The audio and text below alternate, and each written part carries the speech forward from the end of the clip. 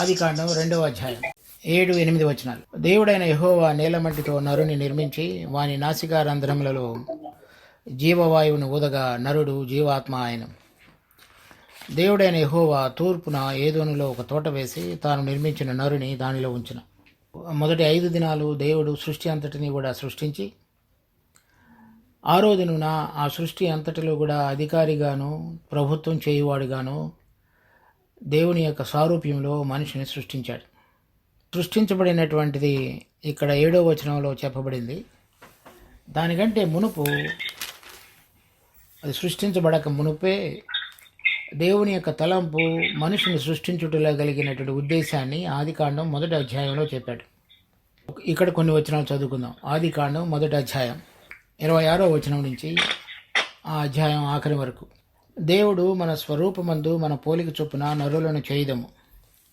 వారు సముద్రపు చేపలను, ఆకాశ పక్షులను, పశువులను, సమస్త భూమిని, భూమి మీద పాకు ప్రతి జంతువును ఏలుదురుగాక అనియు పలికెను. దేవుడు తన స్వరూపమందు నరుని సృజించెను. దేవుని స్వరూపమందు వారిని సృజించెను. స్త్రీనిగాను పురుషునిగాను వారిని సృజించెను.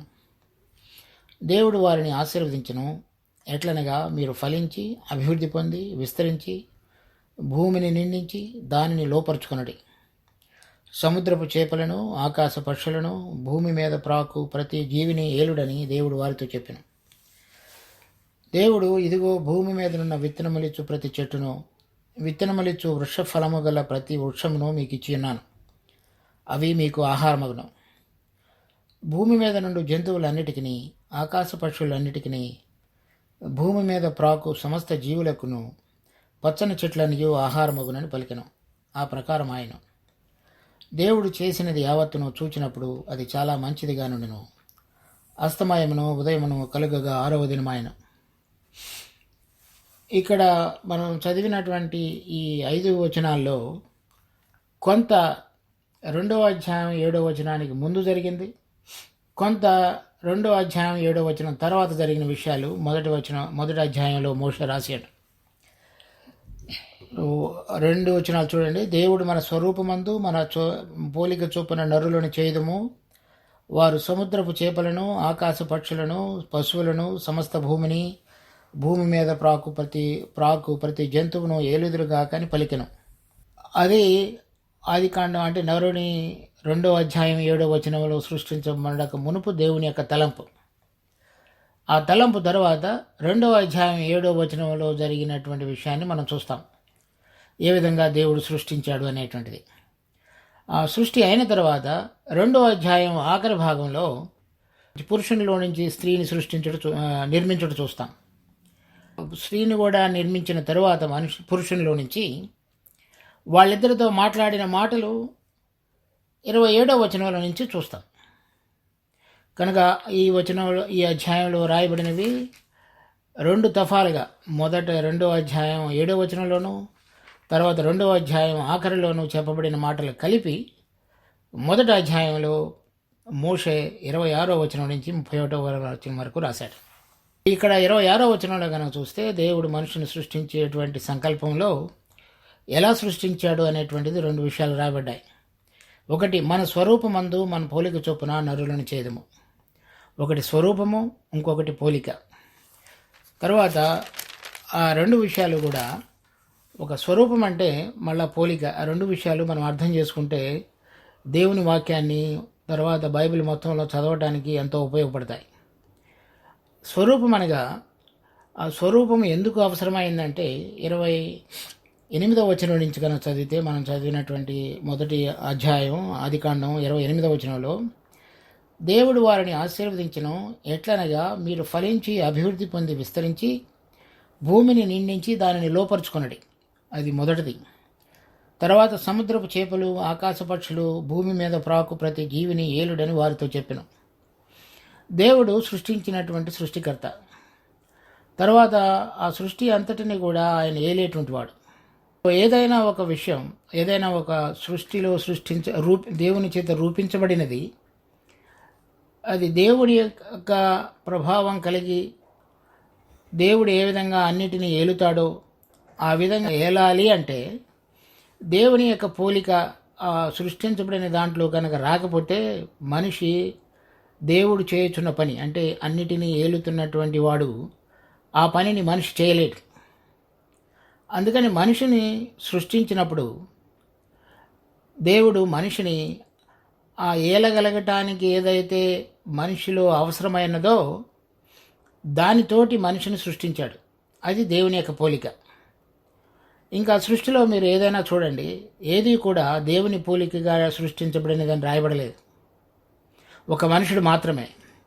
అలా సృష్టించబడటంలో కలిగిన ఉద్దేశం ఏమిటి అంటే, దేవుడు ఏ విధంగా సృష్టికర్త అయి ఉండి అన్నిటినీ కూడా ఏలేటువంటి వాడుగాను, నిర్వహించేటువంటి వాడుగాను, ప్రతిదాన్ని దాని క్రమంలో ఉంచేవాడుగాను ఉన్నాడు.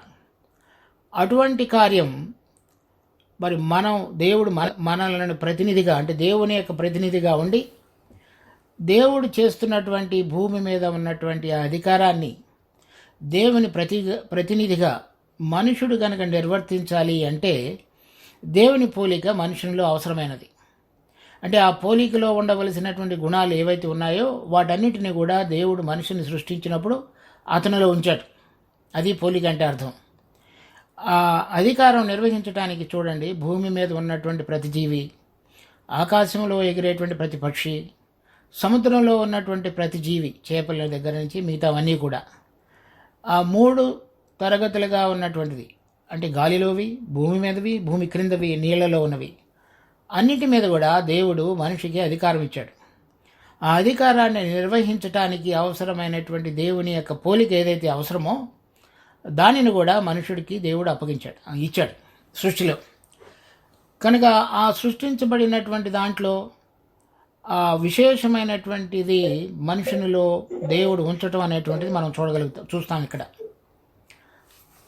తర్వాత స్వరూపమందు చేశాడు. దేవుని స్వరూప్యం అంటే ఆయన పరిశుద్ధుడు, నీతిమంతుడు.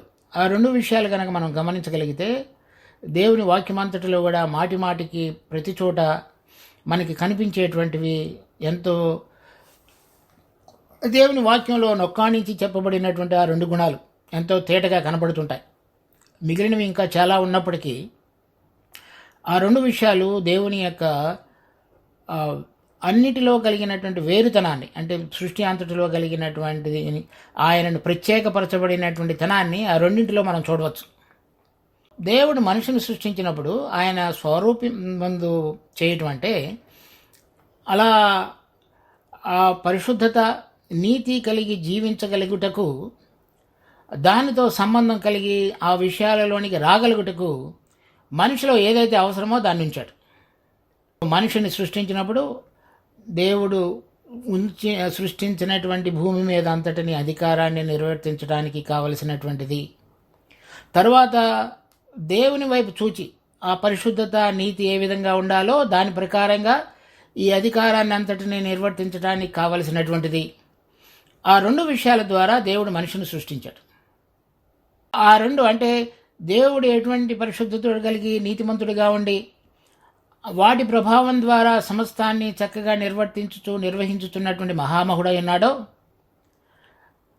ఆయన సృష్టి అంతటిలో కూడా ఒక భాగమైనటువంటి భూమి మీద ఉన్నటువంటి అధికారాన్ని మనిషి దేవుని ప్రతినిధిగా ఉండి దేవుని యొక్క ఏర్పాటు చొప్పున సమస్తాన్ని నిర్వహించటానికి అతనికి అవసరమైనటువంటి అధికార దర్పణ లక్షణాలు. రెండవది, మరి దేని ద్వారా అతడు ఆ అధికారాన్ని లేక ప్రభుత్వాన్ని మనిషి చేయాలో దానికి దేనిని చూస్తూ అతడు ఆ విధంగా వాటన్నిటినీ కూడా ఆ కార్యదక్షతను నిర్వహించాలో దాని కొరకై అవసరమైనటువంటి పరిశుద్ధత, నీతి అనేటువంటి దాని చొప్పున కూడా దేవుడు మనిషిని సృష్టించాడు. అందువల్లనే ఆ మనిషి వాటన్నిటినీ చేయగలిగినటువంటి గొప్పతనం, సృష్టి అంతటిలో కూడా విశిష్టత మనిషిలో మనం చూడగలుగుతాం. తర్వాత అవన్నీ అలా చేసిన తర్వాత 31వ వచనం, దేవుడు తాను చేసినది యావత్తును చూచినప్పుడు అది చాలా మంచిదిగాను, అస్తమయమును ఉదయమును కలుగగా 6వ దినమాయను. మనిషిని ఆ విధంగా సృష్టించినప్పుడు, దేవుడు తన పోలిక చొప్పున తన స్వరూపమందు సృష్టించినప్పుడు, తర్వాత వాళ్ళిద్దరికీ కలిపి దీన్ని అంతటినీ అధికారాన్ని అప్పగించినప్పుడు అదంతా ఎంతో మంచిదిగా దేవుడు చూచాడు. ప్రతిరోజు కూడా దేవుడు సృష్టించిన సృష్టి అంతటిలో కూడా అది మంచిదిగా ఉండెను అని రాయబడినది. వీళ్ళిద్దరిని సృష్టించడం మాత్రమే కాకుండా వాళ్ళిద్దరికీ దీన్ని అప్పచెప్పినప్పుడు కూడా అది కూడా మంచిదిగా ఉందన్నాడు. అంటే దేవుడు తన యొక్క ప్రభుత్వం అంతటిలో, అంటే ఆకాశంలో, భూమి మీద, ఆకాశమండలంలో ఉన్నటువంటి నక్షత్రాలు, సూర్యుడు, చంద్రుడు, ఇంకా రకరకాలైనటువంటివి మనకు తెలియనటువంటి అనేకమైనవి, వాటన్నిటినీ కూడా చక్కగా నిర్వహించుతున్నటువంటి దేవుడు తనకు ప్రతినిధిగా ఉండటానికి భూమి మీద ఒక మనిషిని సృష్టించి, ఆ సృష్టి అంతటిలో కూడా దేవుడి యొక్క అధికారాన్ని, ప్రభుత్వాన్ని మన ద్వారా నిర్వహించటానికి, ప్రతినిధిగా ఉండటానికి అవసరమైనటువంటి గుణాలను కూడా ఉంచి దేవుడు మనిషిని సృష్టించాడు అనేటువంటిది ఇక్కడ మనం చదివినటువంటి ఈ వాక్య భాగంలో చూస్తాం. అదే మరలా ఇంకా కొంచెం వేరుగా 2వ అధ్యాయం 7వ వచనంలో చెప్పబడింది. మరలా దయచేసి చూడండి. 2వ అధ్యాయం 7వ వచనం, ఆదికాండం. దేవుడైన యెహోవా నేలమంటితో నరుని నిర్మించి వాని నాసికారంధ్రములలో జీవవాయువును ఓదగా నరుడు జీవాత్మ ఆయను. అది జీవాత్మ ఆయనని వ్రాయబడి ఉన్నది, కానీ మనందరం కూడా తెలుగులో అది అంత సరిగా లేదు. జీవించు ప్రాణి ఆయను అని చదువుకోవాలి. ఇక్కడ 7వ వచనంలో మరోసారి దేవుడైన యెహోవా నేలమంటితో నరుని నిర్మించి వాని నాసికారంధ్రములో జీవవాయువును ఓదగా నరుడు జీవాత్మ ఆయను. సృష్టించినటువంటిది మొదటి అధ్యాయం 1వ ఆదికాండం 1వ అధ్యాయంలో దేవుడు ఎలా దేవుడు మనిషిని సృష్టించటంలో ఏ విధమైనటువంటి పోలిక, స్వరూపము, తర్వాత ఉద్దేశం ఎటువంటిదో చూసాం. ఇక్కడ వచ్చేటప్పటికి ఆ సృష్టించటంలో కలిగినటువంటి ఏదైతే నిర్మాణంలో ఏదైతే అవసరమైనదో అది ఎలా చేశాడనేది చెప్పాడు. ఇక్కడ ఒక భూమి మీద ఉన్నటువంటి మంటిని తీసుకున్నాడు. అది ఒక రూపురేఖలు దానికి దిద్దాడు. అంటే మొహము, కళ్ళు, కాళ్ళు, చేతులు, ముక్కు, నోరు, ఇవన్నీ కూడా అలా చేసిన తరువాత ఆ నాసికారంధ్రాలలో దేవుడే స్వయంగా జీవవాయువును ఊదాడు. దేవుడు ఈ సృష్టించినటువంటి సృష్టి అంతటిలో కూడా కొన్ని ఇక్కడున్నటువంటి వస్తువుల నుంచి తీసుకున్నాడు. ఉదాహరణకి భూమి, తర్వాత నీళ్లు, సముద్రం, ఇవన్నీ కూడా మనం ఆదికాండంలో 1వ అధ్యాయంలో చూచినవి. అక్కడున్నటువంటి అంతకుముందు ఉన్నవే అవన్నీ. వాటన్నిటిని ఒక క్రమ పద్ధతిలోకి తీసుకొచ్చాడు. ఇక్కడ మనం మనిషిని చేసినప్పుడు ఏదైతే సృష్టించను అని రాయబడిందో, ఆ సృష్టి అనే మాటకి హెబ్రీ మూల భాషలో అర్థం ఏంటి అంటే, ఏవైతే వస్తువులు లేవో ఆ లేని వస్తువుల ద్వారా చేశాడని అర్థం. అంటే ఏదైనా ఒక వస్తువును నిర్మించడానికి దేవుడు కొన్నింటిని అక్కడున్న వాటిని వాడుకున్నాడు, కొన్ని అక్కడ లేని వాటిని వాడుకున్నాడు, అక్కడ లేని వాటిని ఉపయోగించాడు. అంటే లేని వాటిని అంటే అర్థం ఏంటంటే మనకి కనపడదని, ఇక్కడ భూమి మీద లేదు అని. మనిషిని సృష్టించినప్పుడు అటువంటి విధంగా చేశాడు. అక్కడ ఈ మట్టితో చేయబడినటువంటి మనకు బహిరంగంగా కనబడేటువంటి శరీరాకారం మాత్రమే భూమి మీద నుంచి తీయబడింది. మనిషిని గురించి చెప్పబడినప్పుడు శరీరం అనేటువంటిది మనిషి కాదు. మనిషిలో ఉన్నటువంటి ఏదైతే ప్రాణం ఉన్నదో, ఆత్మ ఉన్నదో, అవే మనిషి. వాటిలో ప్రాణం ఏదైతే ఉన్నదో ఆ ప్రాణమే మనిషి. ప్రాణం పోయినప్పుడు ఆ మనిషి యొక్క దేహం కొల్లిపోతుంది. దానికి ఇది లేదు, అంటే నిలకడ లేదు, ఎప్పుడు ఉండదు అది. కానీ ఏదైతే ప్రాణం అనేటువంటిది ఉన్నదో, లేక ఆత్మ అనేటువంటివి ఉన్నవో, అవి ఎప్పుడు కూడా ఉంటాయి. అవి చెప్పబడినటువంటివి ఆ 2 అంశాలు కూడా ఇక్కడ భూమి మీద ఉన్నటువంటి వాటివి కాకుండా దేవుడు తన ఊపిరిని మనిషిని యొక్క నాసికారంధ్రములలో ఊదటం ద్వారా మనిషి జీవించు ప్రాణి ఆయన అని రాయబడింది. అంటే ఆ 2 ఏదైతే దేవుడు మనిషి యొక్క నాసికారంధ్రములలో ఊదాడో అవి భూలోక సంబంధమైనది కాదు, దేవుడి నుంచి స్వయంగా వచ్చింది. అందుకనే దేవుడిని మనిషిని సృష్టించిన అనే మాట వాడబడినప్పుడు హెబ్రీ భాషలో వేరైనటువంటి ఒక మాట వాడారు. ఆ మాటకు అర్థం ఏంటంటే, ఇక్కడ కనబడుతున్నటువంటిది ముందుగా లభ్యమైనటువంటి వస్తువుల చేత సృష్టించబడిన వాడు కాదు అని అర్థం. ఈ ముందుగా ఇక్కడ లభ్యం కానటువంటి వస్తువులు ఏవైతే ఉన్నాయో అది దేవుడి దగ్గర నుంచి వచ్చింది. ఆ దేవుడి దగ్గర నుంచి వచ్చినటువంటి మనిషిలోనికి ఊదబడినటువంటి జీవవాయువు పరలోకంలో ఉన్నటువంటి దేవుని సంబంధమైనది. దాని ద్వారా మనిషి జీవించు ప్రాణిగా చేయబడ్డాడు. అంటే ఇప్పుడు చూడండి, మనిషి యొక్క శరీరం అనేటువంటిది భూమి మీద ఉన్నటువంటి మట్టితో చేయబడింది. ఇప్పుడు మనం చూస్తున్నటువంటి మన యొక్క ఒడ్డు, పొడువు, కళ్ళు, ముక్కు, చెవి, చేతులు, కాళ్ళు ఇవన్నీ కూడా భూలోక సంబంధమైనవి. అందుకనే వాటిని శరీర సంబంధమైనవి కూడా అంటారు. లేకపోతే ఎందుకంటే అది శరీరంగా పిలువబడుతుంది కాబట్టి, అది ఇక్కడిదే కాబట్టి, ఇక్కడే గతించిపోతుంది కాబట్టి. తర్వాత ఏదైతే ప్రాణం అనేటువంటిది లేక ఇంకొకటి రెండోది ఏమొచ్చింది, దేవుడు జీవవాయువును ఊదాడు. ఆ జీవవాయువు అనేటువంటిది పరలోకం నుంచి రాబడింది, అంతే దేవుడి దగ్గర నుంచి వచ్చింది. ఆయన ఆ జీవవాయువుని మనిషి యొక్క నాసికారంధ్రములలో ఊదినప్పుడు అతడు మూడవదిగా చేయబడ్డాడు. ఆ మూడవది ఏంటంటే జీవించు ప్రాణిగా చేయబడ్డాడు. దేవుని యొక్క జీవవాయువు ఎప్పటి వరకు ఊదబడలేదో అతడు ఒక మట్టి ముద్ద మాత్రమే, దానిలో చలనం లేదు, ప్రాణం లేదు. దేవుని యొక్క ఆత్మ మనిషిలోనికి ఊదబడినప్పుడు మనిషి ప్రాణం పోసుకొని జీవించు ప్రాణిగా చేయబడ్డాడు. తర్వాత జీవవాయువు అని తెలుగులో రాయబడినది. ఆ జీవవాయువు అంటే తెలుగులో ఒక సింగులర్ అంటే ఏకవచనంతో చెప్పబడింది. కానీ హెబ్రీ భాషలో జీవవాయువులు అని ఉంది, అంటే బహువచనం, అంటే రెండు అని. ఆ రెండు జీవాలని కూడినటువంటి వాయువులను మనిషి యొక్క నాసికారంధ్రములలో దేవుడు ఊదాడు.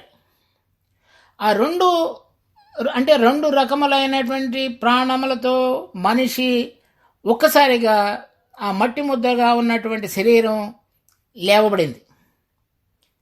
ఆ రెండు రకములైనటువంటి జీవవాయువులు ఏంటంటే, ఒకటి ప్రాణ సంబంధమైనది, రెండవది ఆత్మ సంబంధమైనది. కనుక మనిషి యొక్క నిర్మాణంలో ఇప్పుడు చూడండి, మట్టి ముద్దతో భూమి మీద నుంచి చేయబడినటువంటి మట్టి ముద్దగా ఉన్నటువంటి బహీకృతమైనటువంటి శరీర ఆకారం, దాంట్లో ఉన్నటువంటి ప్రాణ సంబంధమైనటువంటి దేవుని చేత ఓడబడినటువంటి జీవవాయువు, దానికంటే ఇంకా లోపల ఉన్నటువంటి ఆత్మ సంబంధమైనటువంటి జీవవాయువు, ఆ రెండు కూడా దేవుని దగ్గర నుంచి మనకు వచ్చినవి. మొదటి అంటే శరీర సంబంధమైనటువంటి భూమి మీద నుంచి చేయబడినటువంటి ముద్ద దేవుని యొక్క జీవవాయువులు కలపటం ద్వారా మనిషి జీవించు ప్రాణిగా చేయబడ్డాడు. తర్వాత ఆ మూడు విషయాలు కూడా మనం అర్థం చేసుకోవాలి. ఒకటి, ఈ శరీరంతో మనిషి భూలోక సంబంధమైన వాటితో వ్యవహరించగలుగుతాడు, అంటే ఆ భూలోకంలో కనబడతాడు. అండ్ మనుషులకి మన యొక్క రంగు, ఎత్తు, పొడవు, ఒడ్డు ఇవన్నీ ద్వారా మనుషులు గుర్తిస్తారు. అంటే తను సరే అలా అనుకోండి. రెండవది ప్రాణ సంబంధమైనది, అంటే మనలో లోపల ఉన్నటువంటి మన యొక్క ఆలోచన శక్తి, తర్వాత భావోద్వేగాలు, అంటే కొంతమందిని ప్రేమించడం, కొంతమందిని ద్వేషించడం, కొంతమంది విషయంలో వేరుగా ఉండటం, తర్వాత మన యొక్క వీటన్నిటిని ఆలోచించి నిర్ణయం తీసుకునేటువంటి మన యొక్క నిర్ణయాత్మక శక్తి. ఆ మూడు విషయాలు ఆ ప్రాణానికి సంబంధించినవిగా ఉన్నాయి. మరలా చెబుతున్నాను వినండి. ఒకటి, మన భావోద్వేగాలతో కూడినటువంటి ఒక అంశం. రెండవది, మనం ఏది మంచు ఏది చెడు అని చక్కగా ఆలోచించగలిగిన శక్తి. ఈ రెండింటిని సమ్మిళితపరిచి మనకు సరి అయినది అని తోచిన దాని విషయంలో నిర్ణయం తీసుకునేటువంటి నిర్ణయాత్మక శక్తి. ఆ మూడు కలిపినటువంటిది మన ప్రాణంలో ఉంటాయి. వాటికి ఆధారంగానే మనిషి నడుస్తూ ఉంటాడు. కనుక ఈ శరీరం అనేటువంటిది భూలోకాన్ని నుంచి చేయబడింది కాబట్టి భూలోకంలో ఉన్నటువంటి విషయాల నిమిత్తమై చలించుచూ ఉనికి కలిగి నిర్వహించుచూ ఉంటుంది. ప్రాణ సంబంధమైనటువంటివి మనిషిని యొక్క అంటే తన స్వయాన్ని గురించి తెలియజెప్పేవి. అందుకనే దాన్ని ఇంగ్లీష్లో సైకిక్ అంటారు. అంటే తనలో ఉన్నటువంటిది, లేక స్వయానికి సంబంధించినది, లేక ఈ భావోద్వేగాల ద్వారా, తర్వాత నిర్ణయాలు తీసుకోగలిగిన ఆలోచన శక్తి ద్వారా, లేక నిర్ణయించేటువంటి శక్తి ద్వారా నడిపించబడేటువంటిది అని అర్థం సైకిక్ అంటే. అది అలా ఉండటం ద్వారానే దేవుడు మనుషుని సృష్టించినప్పుడు భూమి మీద ఉన్నవి, గాలిలో ఉన్నవి, భూమి కింద ఉన్నటువంటి సముద్రంలో ఉన్న వాటన్నిటి మీద కూడా ఆలోచించగలగటం, వాటిని ఏలగలిగినటువంటి నిర్వహించగలిగినటువంటి శక్తిని కలిగి ఉండటం మనిషికి దేవుడు అనుగ్రహించాడు. తర్వాత మూడవదైనటువంటిది ఆత్మ, అంటే జీవవాయువుని ఊదినప్పుడు దానిలో ఉన్న ఆత్మ సంబంధమైన జీవాన్ని దేవుడు ఆత్మ అన్నాడు. ఆ ఆత్మ మనలో ఉండటం ద్వారా దేవుని యొక్క గుణాలైనటువంటి పరిశుద్ధత, నీతి, వాటి యొక్క అవగాహనలోనికి మనిషి రాగలుగుతాడు. అందుకని దానికి అవసరమైనటువంటి మనస్సాక్షి, దేవునితో సంబంధం కలిగి ఉండటానికి అవసరమైనటువంటి ఆశ, తర్వాత దేవుని యొక్క చిత్తాన్ని తెలుసుకోగలిగినటువంటి చిత్త ప్రవృత్తి కలిగినటువంటి నూతన మనసు, వాటన్నిటినీ దేవుడు ఆ జీవవాయువులో ఉన్నటువంటి ఆత్మ ద్వారా మనిషికి అనుగ్రహించాడు. సాధారణ భాషలో శరీరము, ప్రాణము, ఆత్మ. శరీరంలో ఉన్నటువంటి రక్త మాంసాలు, ఎముకలు, ప్రాణంలో ఉన్నటువంటి మన భావోద్వేగాలతో కూడిన అంశం, లేకపోతే రాగద్వేషాలు, లేక మనం నిర్ణయం తీసుకోగలగటానికి అవసరమైనటువంటి నిర్ణయాలు తీసుకోగలగటానికి ఆలోచించేటువంటి క్రమం, తర్వాత భావోద్వేగాలు, మంచి చెడులు ఆలోచించి వాటి మీద ఆ రెంటిని కలిపి నిర్ణయం తీసుకునేటువంటి దాన్ని, ఆ మూడు కూడా మనిషిలో ఉంటాయి. తర్వాత ఆత్మ అనే దేవుడు ఆత్మ కనుక, దేవుని యొక్క పోలిక చొప్పున మనం చేయబడ్డాం కనుక, దేవుడు కోరిన విధంగా దేవుని యొక్క అధికారాన్ని నిర్వర్తించాలి అంటే దేవుని యొక్క గుణాలైనటువంటి పరిశుద్ధత, నీతి అనేటువంటివి మనం తెలుసుకొని ఆ విధంగా జీవించగలగటానికి మనలో మనస్సాక్షి, దేవుని చిత్తాన్ని ఎరగగలిగినటువంటి నూతనమైన ప్రవృత్తి కలిగిన మనసు, తర్వాత ఆయనను సృష్టికర్త అయినటువంటి దేవుడిగా గుర్తించి ఆరాధించి సహవాసత కలిగి ఉండాలనే మనసు, వాటన్నిటి ద్వారా ఆత్మలో మనిషికి దేవుడు అనుగ్రహించాడు. అందుకనే ఏ ఒక్క సృష్టిలో సృష్టించబడినది ఏది కూడా దేవుని విషయంలో భారం కలిగి, ఆసక్తి కలిగి, తర్వాత నీతి అవినీతి అనేటువంటిది గుర్తెరిగి దేవుని ఆరాధించాలనే మనసు ఇంకెవరికి ఉండదు. దేవుని పోలికగా సృష్టించబడినటువంటి ఒక్క మనిషికి మాత్రమే. ఆ విధంగా చేయబడినటువంటి ఆ రెండు జీవవాయువుల్లో రెండు విషయాలు ఉన్నాయి. దేవుని యొక్క ఉద్దేశం ఏంటంటే ఆ ఆత్మ అంటే ఏదైతే దేవుని సంబంధమైనదిగా ఉన్నదో, దేవునితో మన యొక్క సంబంధంలోనికి తీసుకుని వచ్చి మనల్ని బలపరిచి నడిపించేదిగా ఉంటున్నదో, దాని ద్వారా మాత్రమే మనిషిలో ఉన్నటువంటి ప్రాణ సంబంధమైనటువంటి మన రాగద్వేషాలు కానీ, భావోద్వేగాలు కానీ, లేక మన నిర్ణయాలు తీసుకునేటువంటి విధానం కానీ, లేక నిర్ణయాలు తీసుకునేటువంటి ఆలోచన శక్తి, మరి జ్ఞాన సంబంధమైనటువంటిది, భావోద్వేగాలు రెండు కలిపి నిర్ణయం తీసుకునేటువంటి నిర్ణయాత్మక శక్తి కానీ, ఆ మొత్తం అంతా కూడా అంటే ప్రాణం మొత్తం కూడా దేవుని యొక్క ఆత్మ లేకపోతే మనలో ఉన్నటువంటి ఆత్మ యొక్క ఆధీనం కింద మాత్రమే జీవించాలని దేవుడు కోరాడు. అప్పుడు మాత్రమే మనిషి దేవుని యొక్క క్రమంలో దేవుడి కోరిక చొప్పున అధికారాన్ని నిర్వర్తించగలుగుతాడు. ఆ దేవుని యొక్క ప్రతినిధిగా ఉండాలి అంటే దేవుడు ఏ విధంగా తన అధికారాన్ని, ప్రభుత్వాన్ని మనిషి ద్వారా నిర్వర్తించాలని కోరుతున్నాడో అది అర్థం కానప్పుడు, తను సొంతంగా చేసినప్పుడు ఈ సృష్టించబడినటువంటి భూమి మీద ఉన్నటువంటి జీవి కానీ, పక్షి కానీ, సముద్రంలో ఉన్న చేపలు కానీ ఏవి కూడా మనిషికి లోబడవు. దేవుడి యొక్క పరిశుద్ధత, నీతిని బట్టే ఆ ప్రభావం కూడా మనకుంటుంది. ఆ దేవునితో సంబంధం కలిగి ఆ విధంగా జీవించగలిగినప్పుడు మాత్రమే మనలో ఉన్నటువంటి ప్రాణం అంతయు కూడా అంటే మన భావోద్వేగాలు, మనం మంచి చెడు అని ఆలోచించగలిగేటువంటి జ్ఞానయుక్తమైన మనసు, ఈ రెండింటినీ కలిపి నిర్ణయం తీసుకునేటువంటి నిర్ణయాత్మక శక్తి, అవన్నీ కూడా దేవుని వైపు చూచి దేవుని యొక్క పరిశుద్ధత, నీతి అనేది గ్రహించి దాని యొక్క ప్రభావంలోనికి ఇవన్నీ వచ్చినప్పుడు మాత్రమే దేవుని యొక్క అధికారాన్ని, మనకు అనుగ్రహించిన అధికారాన్ని దేవుడు కోరిన విధంగా మనిషి నిర్వర్తించగలుగుతాడు. అలా చేయలేనప్పుడు మనిషి చేయలేడు. అది ఆ అధికారం అనేటువంటి తప్పిపోతుంది. అందుకనే మనిషి ఆ అధికారాన్ని నిర్వర్తించే విషయంలో తప్పిపోయాడు. అలా తప్పిపోయినప్పుడు అతనిలో ఏదైతే అధికారం యొక్క ఒక క్రమం ఉన్నదో, అంటే దేవుని యొక్క ఆత్మ మనిషిలో ఉన్నటువంటి ప్రాణాన్ని నడిపించి ఆ ప్రాణం శరీరం ద్వారా ప్రాణంలో ఉన్నటువంటి ఆలోచనలన్నిటినీ నిర్వర్తించగలగడానికి పనికొచ్చే సాధనంగా వాడుకోవాలి మనిషి. అది వాడుకోలేకపోయాడు. ఎప్పుడు వాడుకోలేకపోయాడు అనేది 3వ అధ్యాయంలో చూస్తాం. 3వ అధ్యాయంలో కొన్ని వచనాలు చదవబోయే మునుపు 2వ అధ్యాయం 15వ వచనం నుంచి చదువుదాం. మరియు దేవుడైన యెహోవా నరుని తీసుకొని ఏదోను తోటను సేద్యపరచుటకు దానిని కాచుటకు దానిలో ఉంచును. మనిషిని సృష్టించిన తర్వాత పురుషుని స్త్రీని ఇద్దరిని చేసిన తర్వాత వాళ్ళిద్దరిని కూడా ఏదోను తోటలో ఉంచాడు. తోటలో ఉంచి దాన్ని సేద్యపరచడానికి కాయటానికి ఉంచాడు. అంటే సేద్యపరచడం, నీళ్లు కట్టి దానిలో ఏదైతే చేయాలో చిన్న చితకా పనులు అవి చూసుకుంటూ జాగ్రత్తగా తోటను కాపాడుకోమన్నాడు. కాపాడుకున్నటువంటి ఏంటంటే అర్థం, ఏదైనా సరే నష్టం కలిగించేటువంటి విషయాలు జరిగే అవకాశాలు ఉన్నాయి కాబట్టి కాపాడమని చెప్తారు. అంటే దేవుడు ముందుగానే ఏదైనా అపాయం సంభవించే అవకాశాలు ఉన్నాయి, మీరు దాని విషయంలో జాగ్రత్తగా కాచి ఆ తోటను కాపాడండి అని కూడా చెప్పాడు.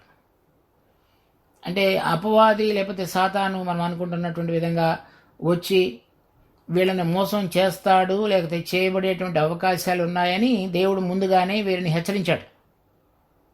అందుకనే వారిని ఆ తోటను ఖాయమని చెప్పాడు.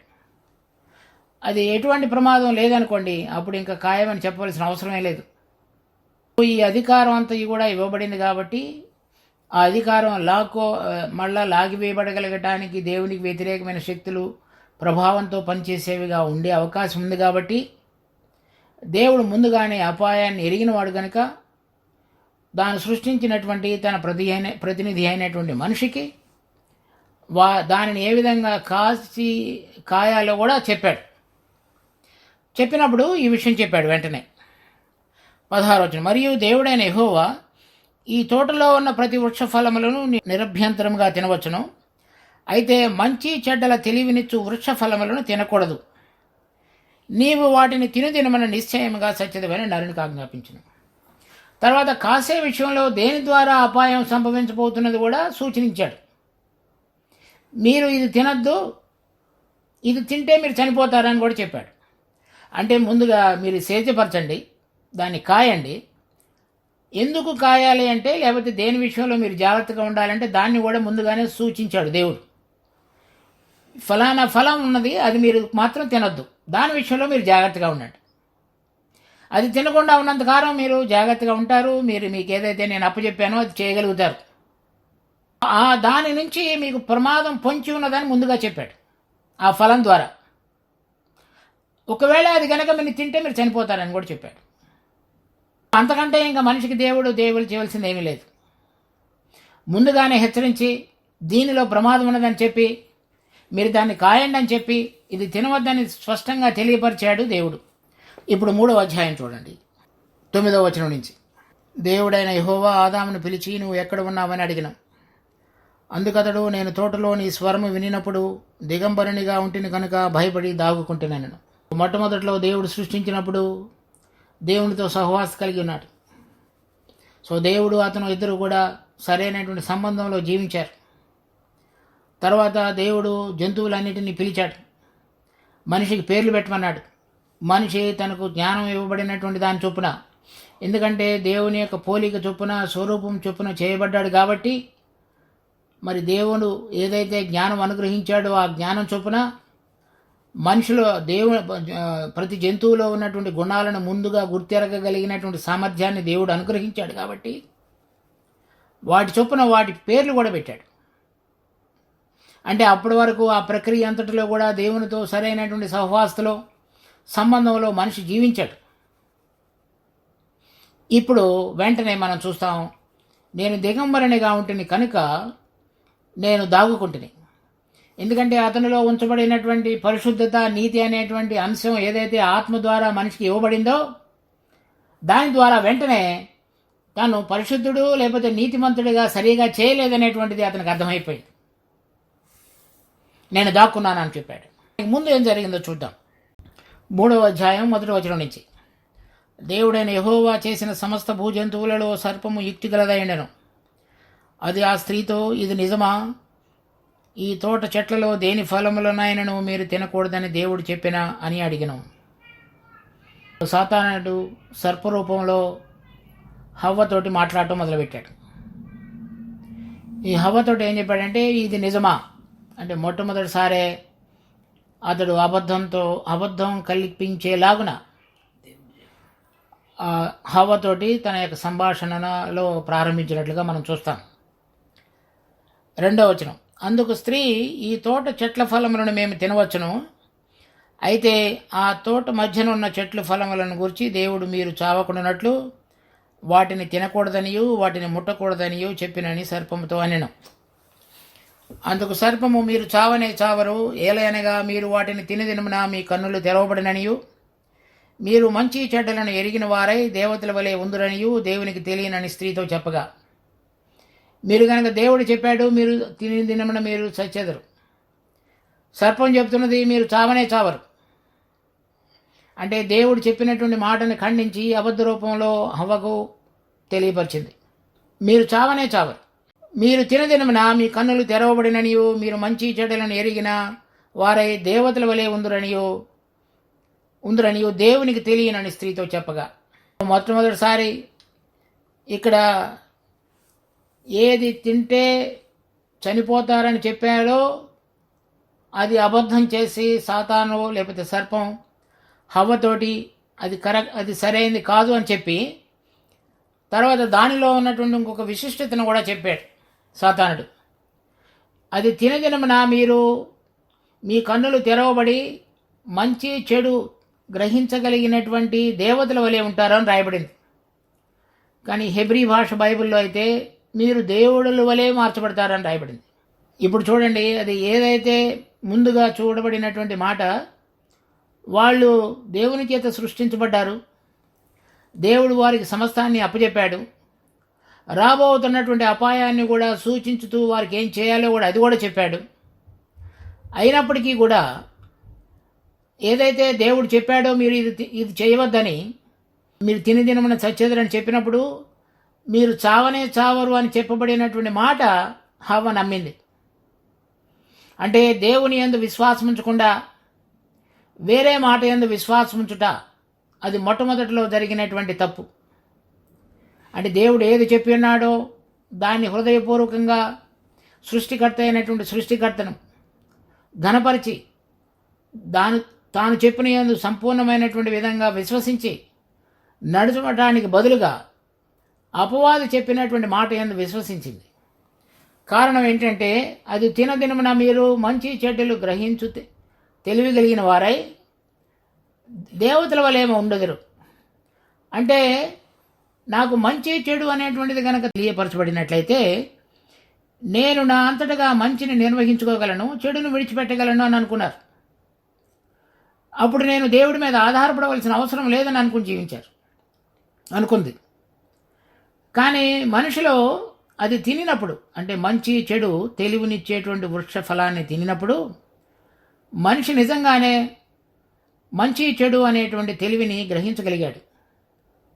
గ్రహించగలిగిన దాంట్లోనే ఎప్పుడైతే అతడు గ్రహించగలుగుతున్నాడో మంచి చెడును చూడగలుగుతున్నాడు. కానీ చెడుని విడిచిపెట్టి మంచిని చేయగలిగినటువంటి గుణం అతనిలో లేదు, మనిషిలో ఆ శక్తి లేదు.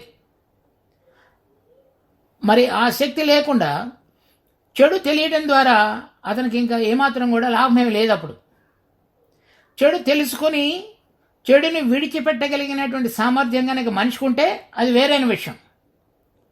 మంచి తెలుసుకొని మంచి మాత్రమే చేయగలిగినటువంటి గుణం ఉంటే అది వేరైన విషయం. ఏది మంచు ఏది చెడు అనేటువంటిదే తెలిసింది, కానీ ఆ రెండింటిలో మంచిది ఎంచుకొని మంచిని మాత్రమే చేయుటకు సామర్థ్యం కలిగినటువంటి గుణము మనిషి యొక్క నేచర్లో లేదు. అందువల్ల అది ఎరిగినప్పటికీ కూడా అతనికి అది లాభకరంగా మారలేదు. అంత మాత్రమే కాకుండా అతడు మంచి చెడు ఎరగటం ద్వారా దేవతల వలె ఉంటారో లేకపోతే దేవుడి వలె నేను మారుతాను అనుకున్నాడంటే అది సాతాను యొక్క గుణమైనది. సాతాను కూడా నేను ఉన్నత స్థలం మీదకి హెచ్చించబడేదను, నేను ఆ ఉన్నత స్థలం మీద ఉన్న సింహాసనం మీద నేను కూర్చుండేదను, అది అతని యొక్క మనసు. అదే మనసుని మనిషిలోనికి కూడా తీసుకొని రావటంలో, అంటే దేవుడు లాగా నేను ఉండాలని కోరుకునేటువంటి మనసులోనికి ఒక అబద్ధం ద్వారా మనిషిలోనికి భ్రష్టత్వాన్ని తీసుకొచ్చాడు. అంటే మనిషిలో అబద్ధాన్ని నమ్మేటువంటిది, తర్వాత దేవుని ఆధారం లేకుండా మరి తన యొక్క జీవితాన్ని జీవించడానికి పనికొచ్చేటువంటి విధంగా ఆ వృక్షఫలాన్ని తిని దేవుడి నుంచి వేరైనటువంటి జీవితంలోనికి వచ్చాడు. ఎప్పుడైతే మనిషి తను తాను చూసుకుంటాడో, నేను దిగంబరునిగా ఉంటుంది అని అన్నాడు. అంటే దేవుడు వచ్చి పిలిచినప్పుడు ఆదామాను ఎక్కడ ఉన్నామని 9వ వచనంలో నేను దిగంబరునిగా ఉంటుంది అంటే ఆ ఆత్మలో కనుక మనిషి ఎల్లప్పుడూ జీవించేవాడుగా ఉన్నట్లయితే, ఆ సంబంధం కలిగి ఉన్నట్లయితే మనిషి దేవుడి వైపు చూస్తాడు. దేవుడి వైపు చూసినప్పుడల్లా దేవుని యొక్క పరిశుద్ధత నీతిని గుర్తు చేసుకుని వాటి ప్రభావం ఆధారంగా తన జీవితాన్ని ఇక్కడ కొనసాగించి దేవుని యొక్క ప్రభుత్వాన్ని తన ప్రతినిధిగా ఆయన కొనసాగించగలడు. ఎప్పుడైతే నేను దిగంబరునిగా ఉన్నానని చెప్తున్నాడో, దేవుని యొక్క పరిశుద్ధత నీతి వైపు చేయటువంటి మనసులు పోయి వాళ్ళంతటా వాళ్ళుగా చేయబడినటువంటి మనస్తత్వంలోనికి రాగలిగారు. కాబట్టి తను చూసుకున్నాడు కాబట్టి నేను దిగంబరునిగా ఉన్నాను అని చెప్తున్నాడు. కనుక మనం ఎప్పుడైతే దేవుని వైపు చూచుట అనేటువంటిది కోల్పోయి తనంతట తానుగా స్వయం వైపు చూస్తాడో, స్వయం మీద ఆధారపడతాడో, స్వయంతో ఆలోచిస్తాడో, స్వయంతో చక్కగా అన్నిటినీ స్వయం కొరకు తన ప్రాణాన్ని సంతోషపరచడానికి జీవిస్తాడో, అదే పాపం. అది దేవునికి వ్యతిరేకమైనది. మరి దేవునికి పోలిక చొప్పున దేవుని స్వరూప్యంలో సృష్టించబడిన మనము సృష్టికర్త అయినటువంటి దేవునికి మన మీద సంపూర్ణమైనటువంటి అధికారం ఉన్నది. మనిషి ఎప్పుడైతే దేవుని వైపు చూడడో, దేవుని యొక్క పరిశుద్ధతను తెలుసుకోలేడో, దేవుని యొక్క నీతికి ఆధారంగా తన జీవితాన్ని ఒక క్రమంలోని తీసుకుని రాలేడో, అప్పటి వరకు మనిషి పాపంలో జీవిస్తున్నట్లే లెక్క. చాలామంది విశ్వాసులు నేను దేవుని యందు విశ్వాసం ఉంచాను, నేను నా పాపాలన్నీ ఆయన కార్చినటువంటి పరిశుద్ధ రక్తంలో క్షమించబడగలగడానికి నేను ఆయన యందు నమ్మిక ఉంచానని చెప్తున్నారు. అది చాలా సంతోషకరమైన విషయం.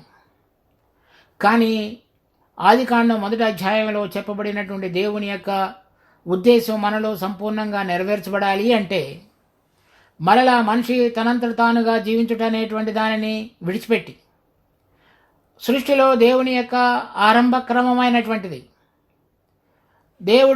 మనుషుడు దేవుని వైపు చూచి నడుచుట, ఆయన పరిశుద్ధత వైపు నీతి వైపు చూచి ఆయన ద్వారా నడిపించబడినటువంటి అనుభవాన్ని కలిగి తన యొక్క ఆత్మ ద్వారా మనిషిని యొక్క ఆత్మ ప్రభావితమై ఆ విధంగా మనిషిని యొక్క ఆత్మ ప్రభావితం చేయబడి మనిషిలో ఉన్నటువంటి ప్రాణాన్ని వశపరుచుకొని తనలో ఉన్నటువంటి భావోద్వేగాలు, రాగద్వేషాలు, ఆలోచించగలిగినటువంటి శక్తి, ఇవన్నీ కూడా నిర్ణయించటకు కలిగినటువంటి నిర్ణయాత్మక శక్తి ఆత్మ యొక్క ఆధీనంలోనికి రాబడినప్పుడు మాత్రమే దేవుని యొక్క క్రమాన్ని మనుషుడు సృష్టి అంతటిలో కూడా నిర్వర్తించగలుగుతాడు. ఎప్పటి వరకైతే మంచి చెడు అనేటువంటి తెలివిని వృక్షఫలం యొక్క అధికార ప్రభావం కింద మనిషి జీవిస్తాడో, మరి భూలోకంలో శరీరానుసారంగా తన స్వయం కొరకు ప్రాణాధారంగా జీవించుతాడో, ఆత్మలో దేవుని యొక్క ఆధారంగా జీవించేటువంటి శక్తిని కోల్పోతాడు. అందువల్లనే మనుషులందరూ కూడా పాపం చేసి దేవుడు అనుగ్రహించు మహిమను పొందలేకపోతున్నారని రాయబడింది.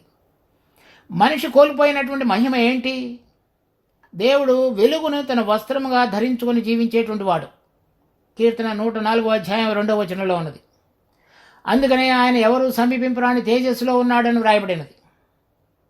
మనిషి ఎప్పుడైతే ఆ వృక్షఫలాన్ని తిన్నాడో అప్పటి వరకు అతని మీద ఉన్నటువంటి వెలుగు అనేటువంటి ప్రభావం అతన్ని ఆవరించి ఉన్నదో, తన యొక్క దిశమలను చూడలేనటువంటి స్థితిలో మహిమలో జీవిస్తున్నాడో, మహిమలో కాదు వెలుగులో ఉన్నాడో, ఆ వెలుగును కోల్పోయాడు.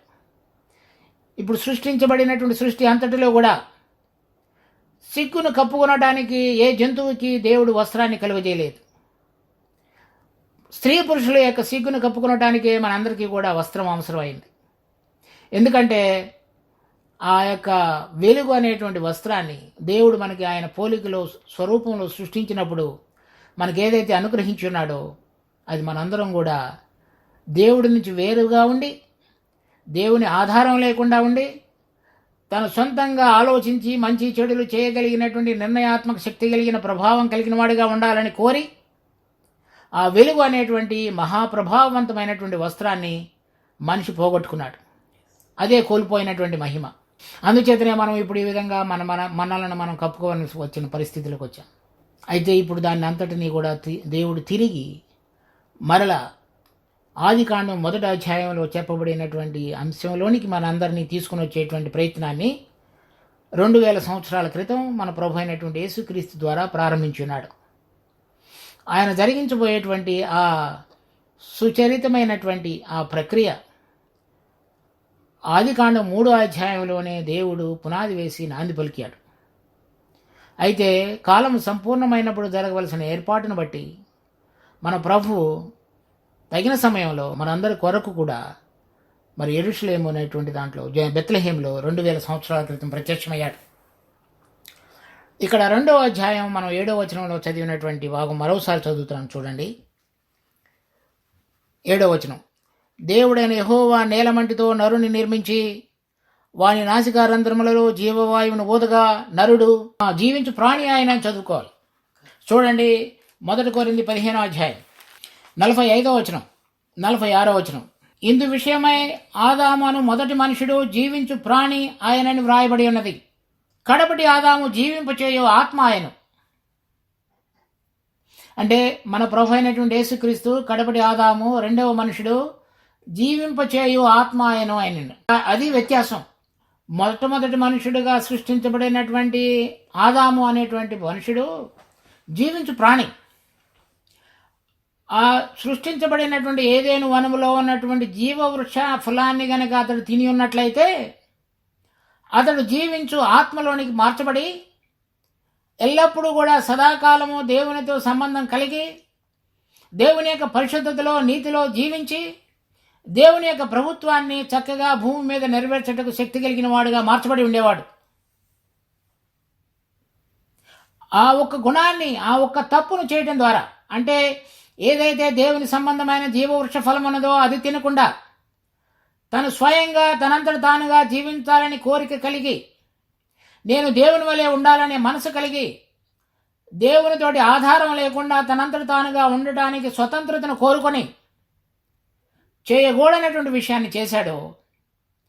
దేవుడు చెప్పినట్లుగా నువ్వు చచ్చెదవు అంటే దేవునితో సంబంధంలోనికి తెగిపోయి ఆ వస్త్రపు వెలుగు అనేటువంటి వస్త్రాన్ని పోగొట్టుకుని కన్నులు, అంటే శరీర సంబంధంగా తన వైపు తాను చూచుకునేటువంటి విధంగా కన్నులు తెరవబడ్డాయి. కన్నులు తెరవబడిన రాయబడింది. మళ్ళీ ఇంకోసారి చూడండి. ఆదికాండం 3వ అధ్యాయం 7వ వచనం, అప్పుడు వారిద్దరి కన్నులు తెరవబడిను. కన్నులు ఎందుకు తెరవబడ్డాయి? కన్నులు తెరవబడినప్పుడే వాళ్ళు తను దిగంబరులమని తెలుసుకున్నారు. కన్నులు తెరవబడటం అంటే నా వైపు నేను చూసుకునేటువంటి విధంగా కన్నులు తెరవబడ్డాయని అర్థం. కన్నులు మూయబడ్డాయంటే ఇక్కడున్నవన్నీ కూడా మూయబడి నేను దేవుని వైపు చూడగలుగుతున్నానని అర్థం. యోహాను సువార్త 9వ అధ్యాయం నేను 39వ వచనం నుంచి చదువుతున్నాను చూడండి. అప్పుడు యేసు, చూడని వారు చూడవలెను, చూచువారు గురుటివారు కావలను. ఎవరైనా ఆత్మ సంబంధంగా కనుక నన్ను దేవుడు కుమారుడని చూడలేకపోతే వాళ్ళు చూడాలి అని చెప్తున్నాడు.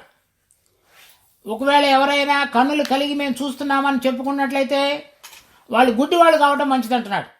ఎప్పుడైతే మనిషి గుడ్డివాడుగా శరీర సంబంధంగానో ప్రాణ సంబంధంగా గుడ్డివాడుగా చేయబడతాడో ఆత్మ సంబంధంగా చూడగలుగుతారు అని ప్రభువు చెప్తున్నాడు.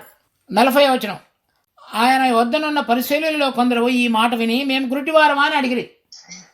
అంటే మేము చూడగలుగుతున్నాం కదా అంటే, చూస్తున్నాడు మనిషి అంటే అర్థం ఏంటంటే మనిషి తనను తాను చూసుకుంటున్నాడు, తన శరీరాన్ని చూసుకుంటున్నాడు, కళ్ళకు ఇంపుగా కనపడేది చూసుకుంటున్నాడు, లోకంలో తనకు తేటగా కనపడేది చూసుకుంటున్నాడు, ఏది మంచి చెడు అనేటువంటి తెలివిగా ఆలోచించగలిగిన దాన్ని చూడగలుగుతున్నాడు. కానీ దేవుడు ఏం కోరుతున్నాడు? దేవునిలో ఉన్నటువంటి మహిమ ఎటువంటిది? వెలుగెటువంటిది? మరి ఆయన దేనిని కప్పుకొని పరిశుద్ధతను నీతిని ధరించుకొని ఏ విధంగా ఉంటున్నాడో దాన్ని చూడలేకపోతున్నాడు. ఎందుకనగా మనిషి దేవుడికి దూరంగా జీవిస్తున్నాడు కాబట్టి. అలా జీవించేటువంటి వాళ్ళందరూ గుడ్డి వాళ్ళు అయితే మంచిదని చెప్తున్నాడు. మీరు గుడ్డివారైన ఎడలా మీకు పాపం లేకపోవును. ఎందుకనగా నేను నా అంతటా నన్ను చూసుకోవట్లేదు కాబట్టి. ప్రాణ సంబంధంగా నేను గుడ్డివాడిగా ఉంటే నాకు పాపం లేదు. అంటే నేను ప్రాణ సంబంధంగా గనక నన్ను నేను చూసుకోకుండా ఉన్నట్లయితే, నా రాగద్వేషాల ద్వారా, లేక నేను స్వయంగా ఆలోచించి ఏది మంచి చెడు అని ఆలోచించకుండా, లేక నేను నాకు తోచిన దాన్ని బట్టి నిర్ణయం తీసుకోకుండా గనక జీవించినట్లయితే నాకు పాపం లేదు. అంటే మనిషి దేవుని యొక్క ఆత్మ ద్వారా ఆయన పరిశుద్ధత వైపు చూచి, ఆయన ప్రభావం ద్వారా చూచి, ఆయన వెలుగులో ఉన్నట్లుగా వెలుగులో నడుచుకుంటాడు గనక పాపం లేకుండా ఉంటాడు అని అర్థం ఆయన చెప్పింది. 41వ వచనం. అందుకు యేసు, మీరు గుడ్డివారైతే మీకు పాపం లేకపోవును, కానీ చూచుచున్నామని మీకు ఇప్పుడు చెప్పుకొనుచున్నారు కనుక మీ పాపము నిలిచి ఉన్నదని చెప్పాను. కనుక ఇప్పుడు మీరు చూస్తున్నారని చెప్తున్నారు కాబట్టి మీ పాపం నిలిచి ఉన్నది. మరి ఆదికాండం 3వ అధ్యాయం 7వ వచనంలో మీ కన్నులు తెరవబడ్డాయని చెప్పారు. మీ కన్నులు తెరవబడటం అంటే వాళ్ళంతటి వాళ్ళు చూసుకుంటున్నారు. దేవుడిని చూడగలిగినటువంటి శక్తిని, ప్రభావాన్ని కోల్పోయారు.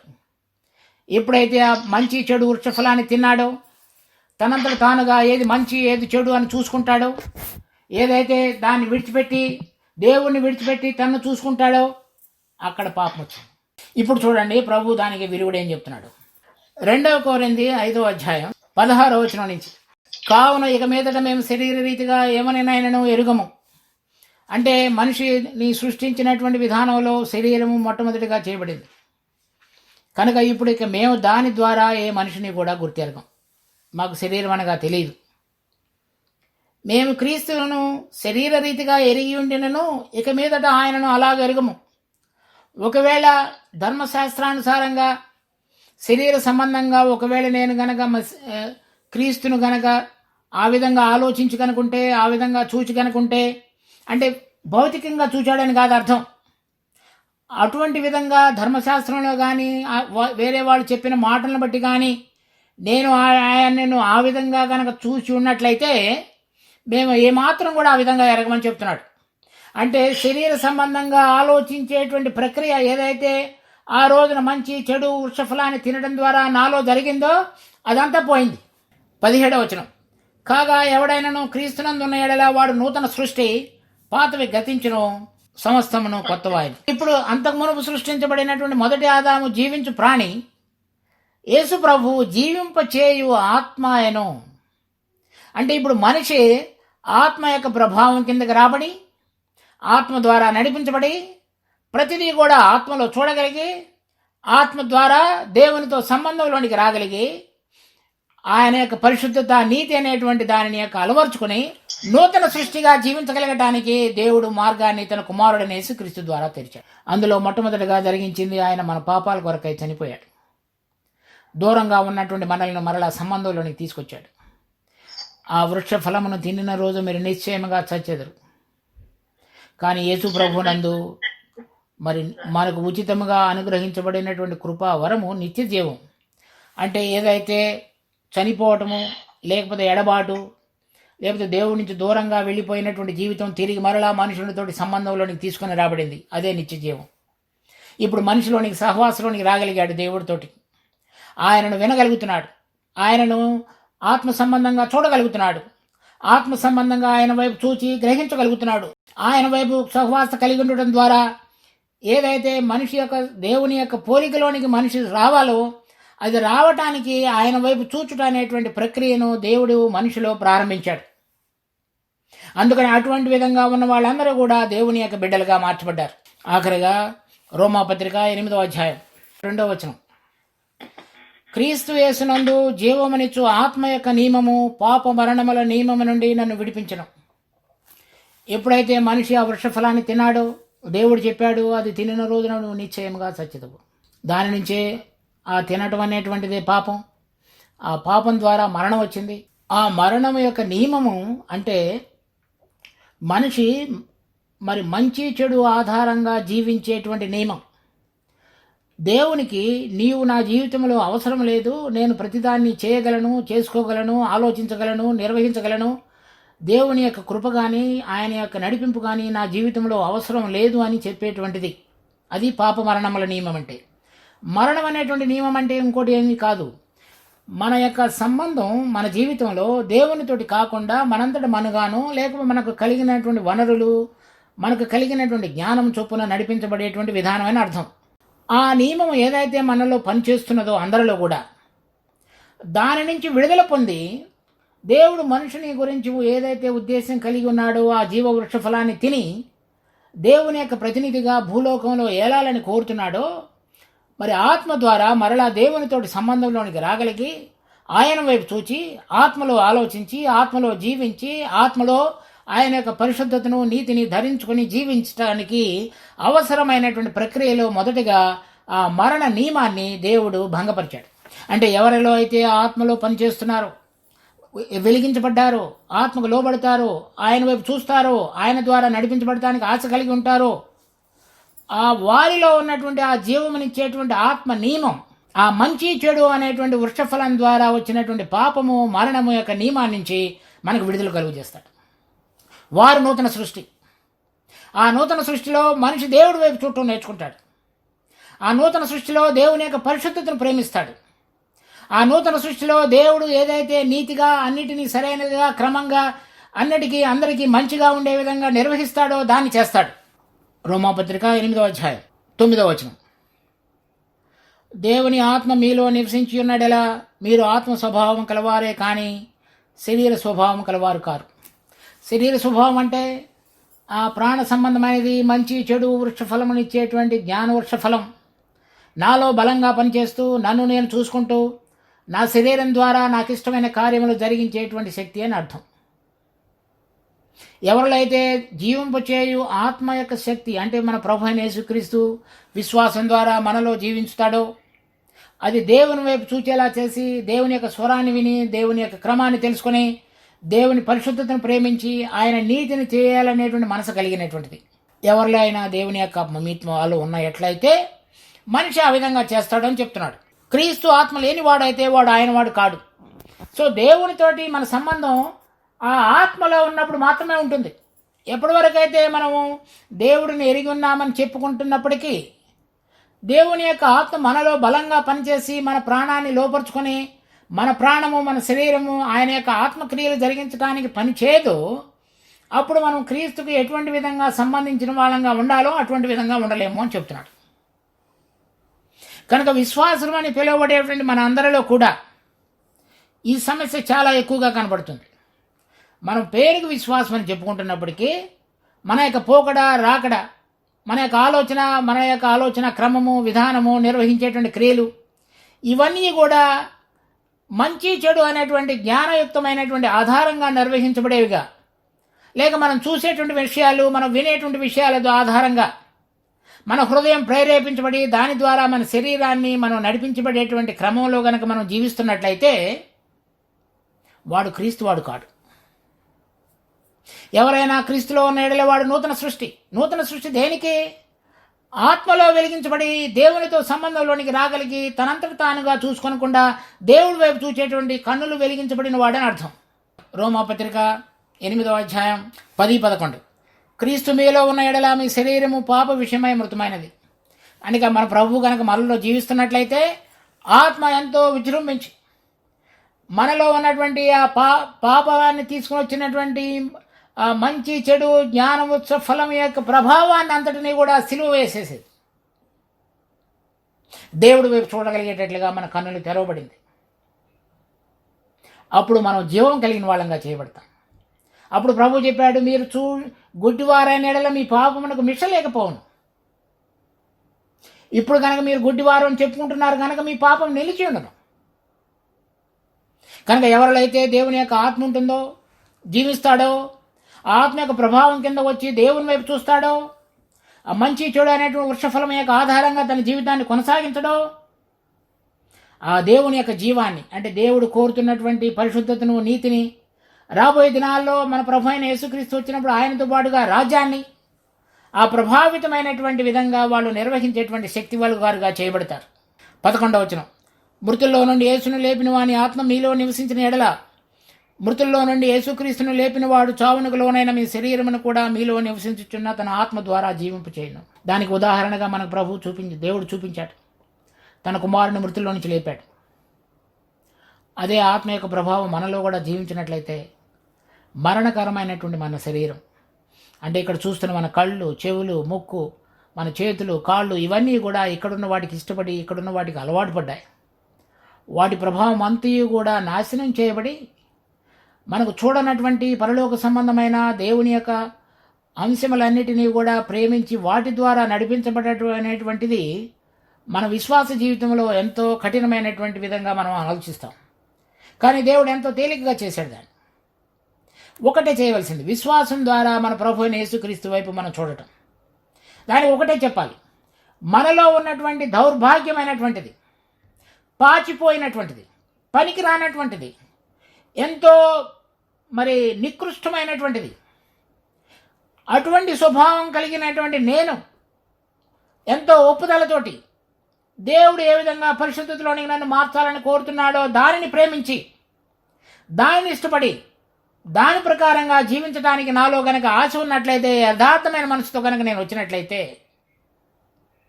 ఆ శక్తిని, ప్రభావాన్ని నాకు అనుగ్రహించి ఆయన వైపు చూచి ఆయన ద్వారా నడిపించబడగలిగినటువంటి అనుభవంలోనికి నన్ను మార్చేవాడుగా దేవుడు ఉన్నాడు. అప్పుడు మాత్రమే ఆదికాండం 1వ అధ్యాయం 26వ వచనంలో చెప్పబడింది, భూమి మీద ఉన్నటువంటి ప్రతి జీవి, ఆకాశంలో ఉన్న ప్రతి పక్షి, సముద్రంలో ఉన్న ప్రతి చేప మనిషికి లోబడి జీవించగలుగుతాయి. ఎప్పుడైతే మనిషి తనంతట తాను వైపు చూసుకుంటాడో, తన ద్వారా నడిపించబడతాడో, దేవుడికి వ్యతిరేకంగా నడుస్తాడో, ఇదంతా కూడా నేను అవిశ్వాసం గురించి చెప్పట్లేదు, విశ్వాసం గురించి. విశ్వాసం అని చెప్పుకుంటూ దేవుని వైపు చూడకుండా ఉన్నటువంటి మన జీవితాలను గురించి చెప్తున్నాను. అప్పుడు మనం కోల్పోయినటువంటి దేవుని పోలిక మనలో నిర్మించబడుతుంది. రోమాపత్రిక 8వ అధ్యాయం 13వ వచనం, కాగా మీరు శరీరానుసారంగా ప్రవర్తించిన ఎడల చావవలసిన వారైందురు. మీరు ఈ ఫలమును తినిన రోజు నిశ్చయముగా చచ్చెదరు. మీరు శరీరానుసారంగా ప్రవర్తించిన ఎడల మీరు చావవలసిన వారైందురు. రెండు ఒకటే. అంటే మనిషి మంచి చెడు వృక్ష ఫలాన్ని తింటున్నప్పుడల్లా శరీరం పనిచేసి శరీర క్రియలు జరిగించి దేవునికి వ్యతిరేకంగా జీవించి దేవునికి దూరంగా ఉంటాడు అని అర్థం. అలా కాకుండా ఆత్మచేత శరీర క్రియలను చంపిన ఎడల జీవించెదరు. ప్రభు ఏ విధంగా మృతుల నుంచి లేచాడో, ఇక్కడ ఉండగా ఆత్మలో జీవించి సమస్తాన్ని ఓడించాడో, అదే ప్రభావం విశ్వాసం ద్వారా కనుక మనం అన్వయించుకున్నట్లయితే మనలో పనిచేస్తున్నటువంటి శరీర సంబంధమైన ప్రతిదాన్ని కూడా ఓడించి ఆత్మ సంబంధమైన మన కన్నులు తెరిచి పరలోక సంబంధమైన జీవాన్ని చూడగలిగేటట్లుగా చేసి మన కొరకు దాచించబడినటువంటి విషయాలను మనకు తెలియపరిచి ఆయనతోటి సంబంధంలోని తీసుకుని వచ్చి మనం ఇక్కడ ఉంటున్నప్పటికీ అక్కడ వారంగా చేసి దేవుడు రాబోతున్న మహిమ కొరకు మనం సిద్ధపరిచేవాడుగా చేయగలడు. అది అంత గొప్ప ధన్యత. దాని యొక్క విశిష్టతను మనం గుర్తెరగాలి. ఆ విధంగా సమర్పించుకోవాలి. ఒక్కటే మనం ప్రభువు చెప్పవలసింది, ప్రభువా, నా శరీర సంబంధమైనటువంటి దానిలో నుంచి నేను జీవించిన జీవితకాలం ఇక చాలు. ఏదైతే జీవింప చేయుటకు శక్తి కలిగినటువంటి ఆత్మ యొక్క ప్రభావము, ఆ జీవము నా వైపు కాకుండా నీ వైపు చూడగలగటానికి నా కన్నును తెరుస్తుందో. ఎందుకంటే నా వైపు నేను చూసుకున్నప్పుడు నాకు మొట్టమొదటిగా కనపడేది నా దిగంబరత్వం, నాలో ఉన్నటువంటి పనికిరాని శక్తి, శరీర సంబంధమైనది, దేవునిది కానిది, లోకానుసారమైనది, అదంతయు కూడా దేవుని ఎదుట గుడ్డితనం. దానిలో నుంచి నాకు విడుదల కలుగుతాయి. వెలుగు వస్త్రంగా కలిగినటువంటిది, పరిశుద్ధతను వస్త్రంగా కలిగినటువంటిది, నీతిని కప్పుకొనినటువంటిది, దానిలోనికి నా జీవితాన్ని, నా శరీరాన్ని, నా యొక్క ప్రాణాన్ని నడిపించు. నీవు కోరినటువంటి ఉద్దేశం మేరకు నేను జీవించలాగునా నాకు సహాయం చేయి. ఆ విధంగా మనం దేవుని వైపు చూచినప్పుడల్లా దేవుడు మన యొక్క హృదయాన్ని సిద్ధపరుస్తాడు. అటువంటి బిడ్డలను ఆశీర్వదిస్తాడు. అటువంటి బిడ్డల్ని మరలా దేవుడు ఆదికాండం 1వ అధ్యాయం 26వ వచనం యొక్క క్రమంలోనికి సిద్ధపరుస్తాడు. అటువంటి వారిని దేవుడు వెతుకుతున్నాడు. రక్షణ పొందిన మనందరం కూడా మనలో ఉన్నటువంటి ఆ పాత క్రమాన్ని, శరీర సంబంధమైన క్రమాన్ని, ప్రాణ సంబంధమైన క్రమాన్ని, మనంతటా మన వైపు చూసుకునేటువంటి క్రమాన్ని విడిచిపెట్టి ఆత్మ ద్వారా దేవుని వైపు చూస్తూ ఆయన యొక్క మనస్సాక్షి ద్వారా నడిపించబడగలిగినటువంటి క్రమాన్ని మన జీవితంలో అలవర్చుకున్నప్పుడు దేవుడు మనల్ని ఆశీర్వదిస్తాడు. అటువంటి వారే దేవుని బిడ్డలు, అటువంటి వారే దేవుని కుమారులు, అటువంటి వారే దేవునితో పాటుగా కలిసి రాబోయేటువంటి దినాల్లో 1000 ఏళ్ళు రాజ్య పరిపాలన చేయడానికి అర్హులుగా ఎంచబడేవారు. ఎందుకనగా వారు దేవుని వైపు ఇప్పుడు చూస్తూ దేవుని యొక్క క్రమమైన పరిశుద్ధతను, నీతిని ధరించుకొని దేవుని పోలికలోనికి మార్చబడ్డారు గనుక. ఎఫెసీ పత్రిక 4వ అధ్యాయం 24వ వచనం. నీతియు యథార్థమైన భక్తియు గలవారై దేవుని పోలికగా సృష్టించబడిన నవీన స్వభావమును ధరించుకొనవలెను. నీతిని ధరించుకొనుట, యథార్థమైన భక్తి కలిగి దేవుని పోలికగా చేయబడుట, అది పౌలు వాళ్ళకి రాస్తున్న పత్రిక. మనిషి కోల్పోయినటువంటి ఆ దేవుని పోలిక అనేటువంటిది, దేవుని లాగా నీతి కలిగి జీవించడం అనేటువంటిది, లేకపోతే నీతి క్రియలు జరిగించుతూ ఉండటం అనేది, దేవుని దృష్టికి యోగ్యమైనటువంటి క్రియలు జరిగించుతూ దేవుని యొక్క జీవం ఆధారంగా ఆత్మచేత నడిపించబడటం అనేటువంటిది. కొలస్సీ పత్రిక 3వ అధ్యాయం 10వ వచనం. ఏలయనగా ప్రాచీన స్వభావమును దాని క్రియలతో కూడా మీరు పరిత్యజించి జ్ఞానము కలుగు నిమిత్తము దానిని సృష్టించిన వాని పోలిక చొప్పున నూతన పరచబడుతున్న నవీన స్వభావమును ధరించుకుని ఉన్నారు. ఇక్కడ ఉన్నారని రాయబడింది. అంటే కొలసీలో ఉన్నటువంటి విశ్వాసులు అటువంటి అవగాహనలోనికి వచ్చి ఆ విధంగా జీవిస్తున్నారని అర్థం. అలాగే మనందరం కూడా అటువంటి అవగాహనలోనికి రాగలిగి దేవుని పోలికలోనికి నూతనమైన స్వభావాన్ని ధరించుకొని, నూతన స్వభావం అంటే ఆత్మ యొక్క ప్రభావం కింద జీవించడం అనేది అర్థం. గలతీ పత్రిక 5వ అధ్యాయం 16వ వచనం. నేను చెప్పినదేమనగా ఆత్మానుసారముగా నడుచుకున్నది, అప్పుడు మీరు శరీర ఇచ్ఛను నెరవేర్చరు. చాలామంది విశ్వాసులు ప్రతిసారి ప్రశ్న అడుగుతుంటారు, నాలో ఈ ఫలానా గుణమున్నది, దాన్ని నేను ఎదుర్కొనలేకపోతున్నాను, మాటి మాటికి ఓడిపోతున్నాను అనేది. అది మనందరిలో కూడా ఏదో ఒక రకంగా కొన్నిసార్లు మనల్ని శోధించేటువంటిది మన పాత స్వభావం కనబడుతూ ఉంటుంది. కానీ ఆ ఒక్క గుణాన్ని గురించి ఎప్పుడు కూడా దేవుడు మాట్లాడట్లేదు. అది సంపూర్ణంగా మార్చబడాలని కోరుతున్నాడు. అంటే మనలో ఒక గుణాన్ని తీసివేసుకొని మరలా కొన్ని విషయాలు అవి మంచిగా కనబడుతున్నప్పటికీ కూడా వాటి ద్వారా మనం కనుక నడిపించబడితే అవి కూడా మంచివి కాదు. కనుక ఏదైనా సరే మనకు మంచి చెడు అనేటువంటిది అనిపించే ప్రతిదీ కూడా ఈలోక సంబంధమైనది. ఏదైతే దేవుని సంబంధమైనదో, ఆత్మ సంబంధమైనదో అది మాత్రమే మనం సంతరించుకొని జీవించాలి. దానికి విరుగుడు ఏం చెప్తున్నాడంటే పౌలు ఇక్కడ, ఒకవేళ మనం కనుక ఆత్మలో నడుచుకున్నట్లయితే అప్పుడు శరీర కార్యములు ఏటిని మీరు నెరవేర్చరు. అప్పుడు ఏ గుణమైనా సరే శరీర సంబంధమైనది మీరు ఒకదాన్ని చేయకుండా ఆపారనుకోండి, వేరేది ఇంకోటి ఏదో పుట్టుకొచ్చుది పక్క నుంచి. ఎందుకంటే మనలో అది ఉన్నది కాబట్టి. ఇంకా మీరు ఆత్మలో కనుక జీవించారంటే ఆ ఆత్మలో ఉన్నటువంటి ఆ జీవిత ప్రభావం శరీర సంబంధమైన ప్రతిదేన్ని కూడా సిలువ వేసినటువంటి అనుభవంలో ఉంచుతుంది. కనుక మనం దేవుణ్ణి ప్రేమించి, ఆయనను సంపూర్ణంగా విశ్వాసం ఉంచి, ఆ నూతన క్రమాన్ని ప్రేమించి, దానిలో ఉన్నటువంటి మధురిమను కనుక మనం ఆస్వాదించడం కనుక నేర్చుకున్నట్లయితే అప్పుడు మన క్రైస్తవ జీవితం ఎంతో మార్చబడి దేవునికి మహింగాను, మనం ఏదైతే వస్త్రాన్ని పోగొట్టుకుని దిగంబరత్వంలోనికి దేవుని ఎదుట వచ్చామో దాని ఆ క్రమం అంతటినీ కూడా మనం భంగపరిచి దేవుడు కోరినటువంటి నూతనమైనటువంటి క్రమంలోనికి తీసుకుని రాబడి మన జీవితాలు ఎంతగానో ఆశీర్వదించబడతాయి. దానిని మనం అర్థం చేసుకుని జీవించాలి. ఈ వాక్యం ఆశీర్వదించును గాక. ప్రార్థన చేసుకుందాం. మా జీవం కలిగిన తండ్రి, మరోసారి మీరు మాకు అనుగ్రహించిన మంచి సమయాన్ని, శ్రేష్టమైన సమయాన్ని బట్టి వందనాలు. దీన్ని మా అందరి కొరకే ఆశీర్వదించండి. మరి విత్తబడినటువంటి వాక్యం, మరి మేమంతరం కూడా చాలా విషయాలు అర్థం చేసుకునే విషయంలో వెనకబడిన వారం. కానీ మీ పరిశుద్ధాత్మ దేవుడు మరి మా యొక్క బలహీనతలు, మాకు ఎంతవరకు అయితే వీటన్నింటినీ గ్రహించగలిగిన శక్తి ఉన్నదో అవి మీరు ఎరిగి ఉన్నారు. కానీ దాని పరిమాణం చొప్పున మాకు అర్థమయ్యేటువంటి పరిభాషలో మీరు మాకు తెలియజెప్పి మా యొక్క ఆత్మ సంబంధమైన జీవితానికి ఒక వెలుగుబాటును నూతనపరచమని మేము ప్రార్థిస్తూ మీ సన్నిధిలో మోకరెళ్తున్నాము. ప్రభా, మా హృదయాలు మేము ఏ స్వభావం ద్వారా గ్రహించబడుతున్నామో, నడిపించబడుతున్నామో గుర్తెరిగి ఆత్మ సంబంధమైన జీవమునిచ్చు ఆత్మ నియమం, ఆ పాప మరణముల నియమం నుంచి మాకు ఏ విధంగా విడుదల కలుగు చేయగలదో మేము తెలుసుకునే వారమై, నేను మంచి ఎరిగి ఉండి చేయలేనటువంటి స్థితి, చెడు తెలుసుకుని ఉండి దాన్ని చేయకుండా ఉండలేనటువంటి స్థితి నాలో పనిచేస్తున్నదో అదంతయు కూడా జీవమునిచ్చు ఆత్మ యొక్క శక్తి ప్రభావం మాత్రమే ఓడించగలదు. దానిని ప్రేమించడం మాకు నేర్పు. మిమ్మల్ని ప్రేమించడం మాకు నేర్పు. ఉచితంగా మాలో ధారాళంగా దయచేయగలిగినటువంటి మీ ఆత్మ ప్రభావం కిందకి మా జీవితాలన్నీ కూడా క్రమంలోనికి రాగలిగి మీ ద్వారా ఆశీర్వదించబడి మా పితరుడైన ఆదాము కోల్పోయినటువంటి ఆ జీవిత క్రమాన్ని తిరిగి మేము పొందగలుగుటకు, పరిశుద్ధతను నీతిని వస్త్రంగా ధరించుకుని వెలుగులో జీవించుటకు మాకు కృప చూపించమని ప్రార్థిస్తున్నాం. మరి ప్రియులందరితో కూడా మాకు ఇచ్చిన ఈ సమయాన్ని బట్టి వందనాలు. ఆయా ప్రాంతాల నుంచి మా దగ్గర ప్రభా ఈ కూడికకు రాగలిగిన ప్రియులందరినీ కూడా మీరు ఆశీర్వదించండి. మరి వారి వారి స్థలాల్లో వారిని మీరు సాక్షులుగా ఉంచండి. మరి ఆత్మీయమైనటువంటి సాధనాలుగా మీకు మహిమా పాత్రలుగా రాబోయే దినాల్లో ఎంచబడగలుగుటకు కావలసిన కృపను వారందరి మీద కుమ్మరించండి.